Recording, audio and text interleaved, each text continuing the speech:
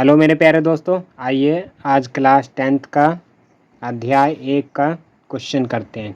ठीक है दोस्तों, तो क्वेश्चन है हमारे पास अभाज्य गुणनखंड विधि द्वारा 336 और 54 का HCF ज्ञात करें। ठीक है दोस्तों, HCF को दोस्तों मौसा भी बोलते हैं, याद रखिएगा।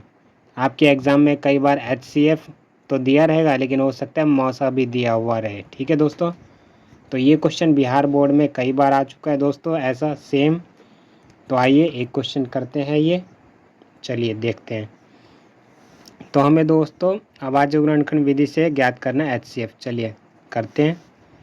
तो सबसे पहले जैसा कि इसका क्वेश्चन का नाम ही अभाज्य गुणनखंड विधि द्वारा, तो इसका मतलब 336 और 54 का सबसे पहले हम अभाज्य गुणनखंड निकालते हैं। ठीक है दोस्तों, तो आइए पहले 336 का निकालते हैं अभाज्य गुणनखंड। तो ये किससे कटेगा दोस्तों? 2 से। 2 एकम 2, एक इधर आ गया तो इसके पास 13 हो गया, फिर 2 छेक 12, फिर एक इसके पास आ गया तो ये 16 बन गया, 2 अट्ठे 16। फिर से 2 से कटेगा, 2 अट्ठे 16 और ये 2 चौक 8। फिर से 2 से कटेगा दोस्तों, 2 चौक 8, 2 दूनी 4। फिर से 2 से, 2 दूनी 4, 2 एकम 2। अब 2 से नहीं कटेगा, अब 3 से कटेगा, 3 सत्ते 21, अब 7 से, 7 एकम 7। ठीक है दोस्तों, ये तो हमने कर दिया इसका गुणनखंड। आइए अब 54 का निकालते हैं गुणनखंड।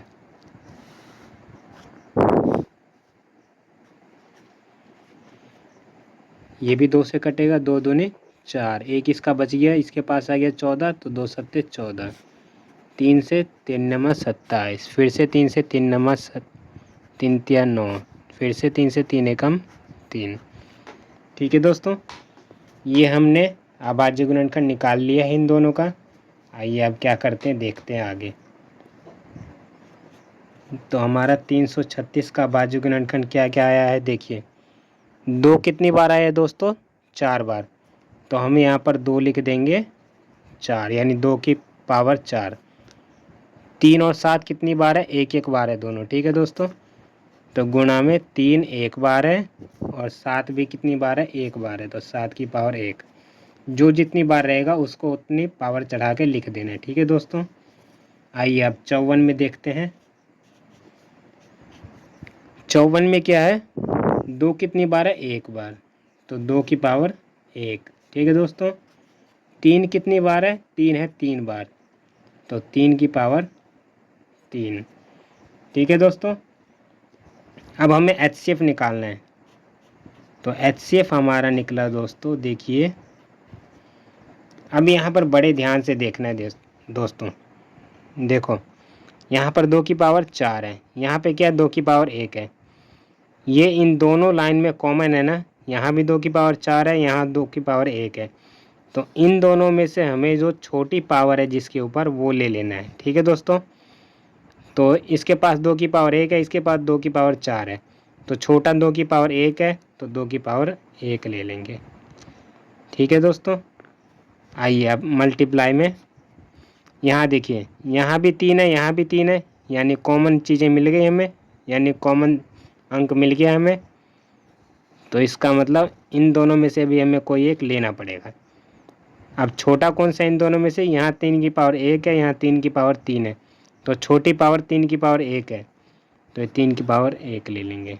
ठीक है दोस्तों, अब यहाँ देखिए, ये 7 है यहाँ, और यहाँ 54 में तो 7 है ही नहीं, 54 के गुणनखंड में 7 नहीं है। ठीक है दोस्तों, तो ये 7 नहीं ले सकते हम, तो हमारा HCF यही आ गया दोस्तों। कर लीजिए इसको गुणा, 2 की पावर 1 मतलब 2 एक बार खुलेगा।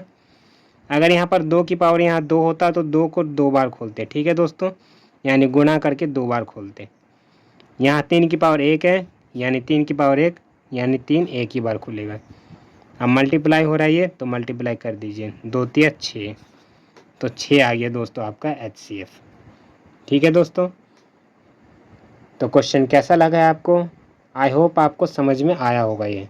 अगर समझ में नहीं आया है तो एक बार फिर से इस वीडियो को देखिए, रिवाइंड करके, आपको समझ में आ जाएगा। ठीक है दोस्तों, मिलते हैं फिर से नेक्स्ट वीडियो में। तब तक के लिए अपना ख्याल रखिए, खुश रहिए।